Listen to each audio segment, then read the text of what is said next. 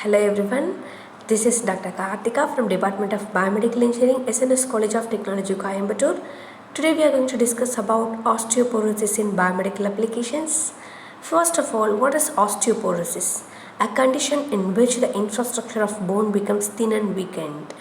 Weakened bone is at high risk for fracture to occur from minimal stresses.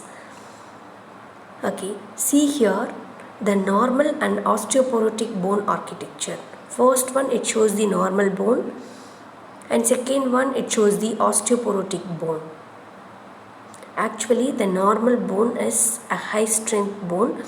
While coming into this osteoporotic bone, we have little fractures. It is about to fracture.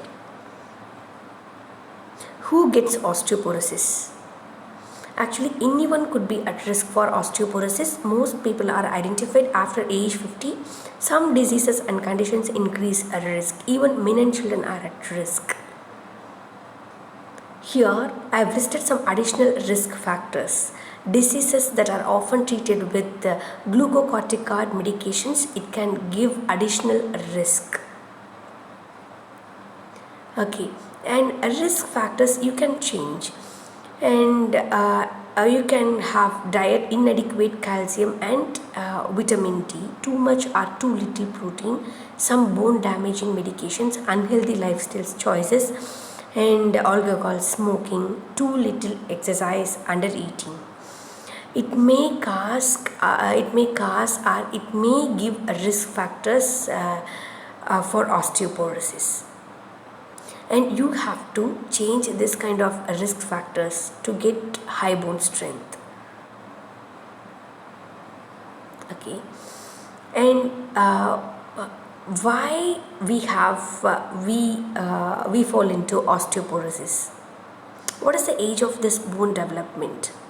Bones build mass beginning at birth and peak at the age of 27. And peak bone mass is attained between 25 and 30 years.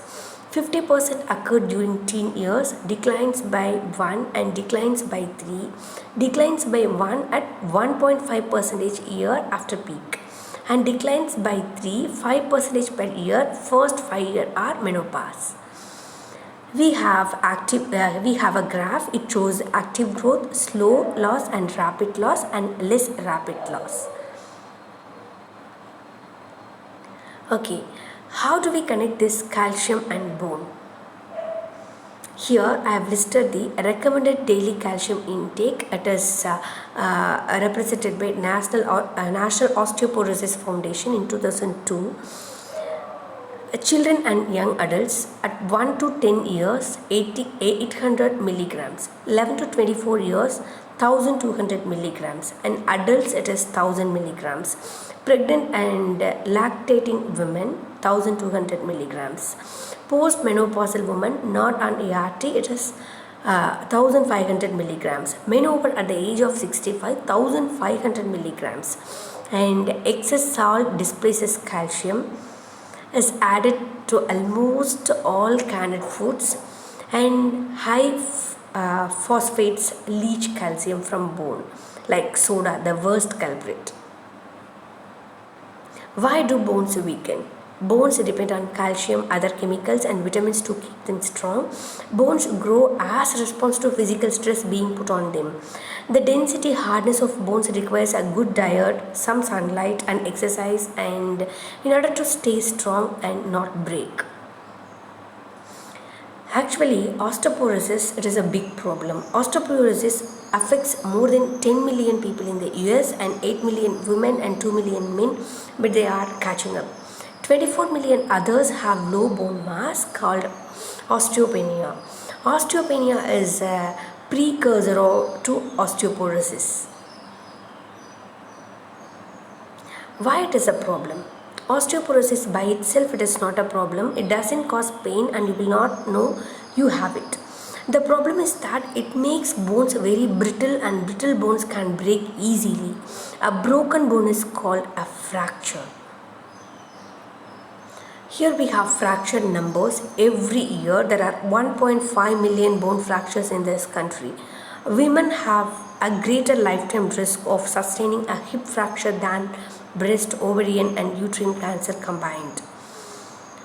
And fractures can cost 3 billion every day, $3 billion every year. And fracture cause pain, limited mobility, prolonged bed rest cause loss of strength, pneumonia, disability, and death. And we have the determinants of osteoporotic fracture. See here, number of osteoporosis risk factors: forward bending and poor balance or accidents resulting in falls. And we have fracture force risk during bending and lifting.